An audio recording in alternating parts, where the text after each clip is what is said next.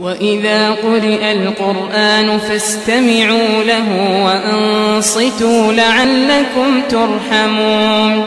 أعوذ بالله من الشيطان الرجيم.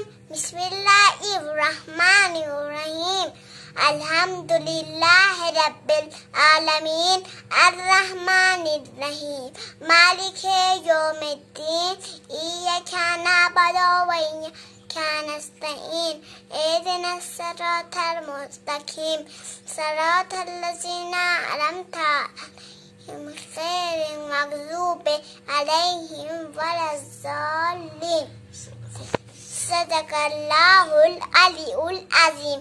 اللهم صل وسلم وزد وبارك على رسول الله وآله الأطهار.